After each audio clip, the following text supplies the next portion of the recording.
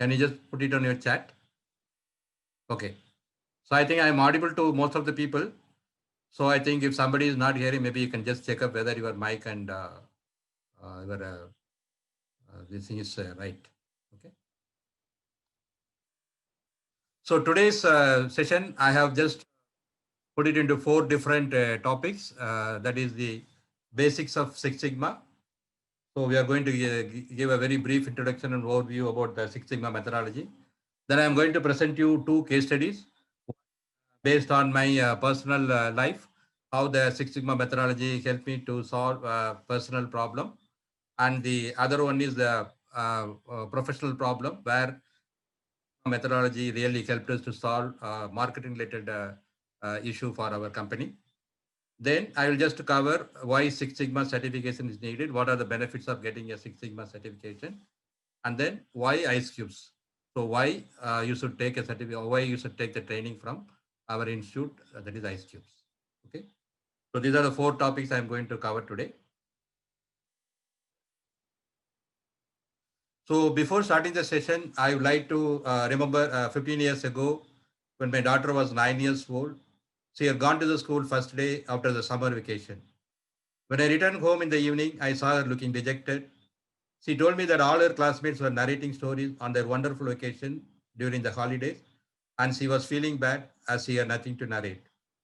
I was feeling even bad because I was the one who did not take her to her vacation outside because I did not have enough savings to spend for vacation, even though I earned $120,000 per annum.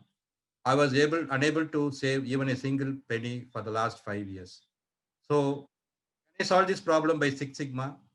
Can I see the smile back on my daughter's face? So, the answer for this, I think you'll be getting after 1 hour when I complete a particular course. So, before starting the session, I would like to ask all of you to just park your questions for some time because since it is a session, I will not have any time to question in between in the middle of the session. You can just uh, write your question on the chat. So after the session is completed, I will just take the questions from the chat one by one. So that means if you are the first one to put your question on the chat, then your question will be answered first. So after completing all the questions in the chat, then I will be available for taking any open questions. So with this introduction, I will just start about the basics of Six Sigma. So I would just like to start with a small story. So this is a story from one of the greatest epics in India, that is Mahabharata. So the story is about Guru Dronacharya, who was the guru for teaching all the war-related skills to the uh, Pandavas and Kauravas. And one day he asked all his disciples to one of the river bank, and then he just on the tree he just planted a bird made of clay, and then his target to the his students was that within one aim, then this be able to hit the bird. So then, one by one, the disciples started coming in to take the aim.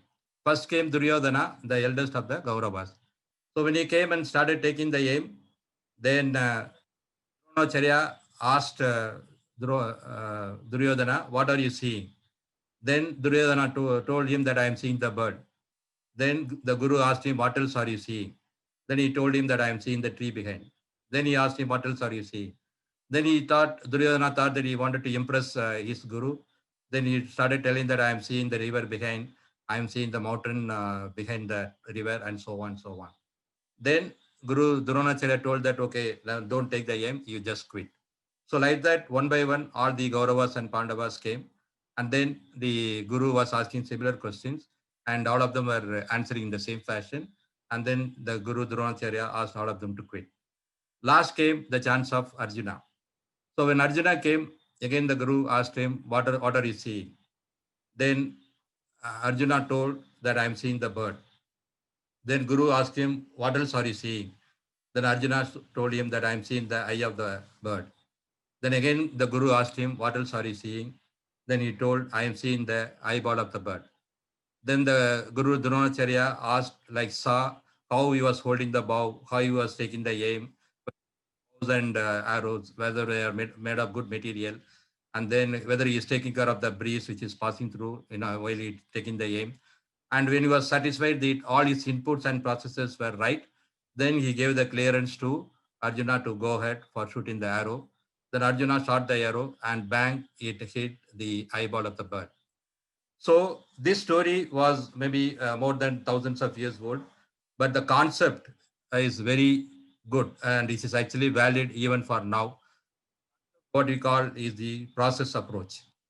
So a process is actually uh, a set of activities which convert the inputs into outputs. So the fundamental principles on which Six Sigma methodology is built is what we call as the process approach, right? So what do you mean by a process approach?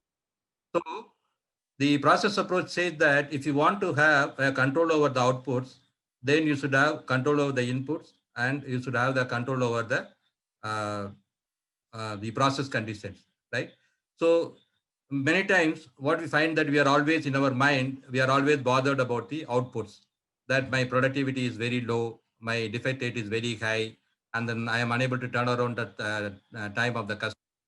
Then I'm getting a lot of customer complaints and so on and so on. So always the outputs are bothering us, and then we are every day we are going to our offices and then do the firefighting day in and day out, and we seldom have the time to and resources to what is the problem in the inputs and what is the problems in the process conditions.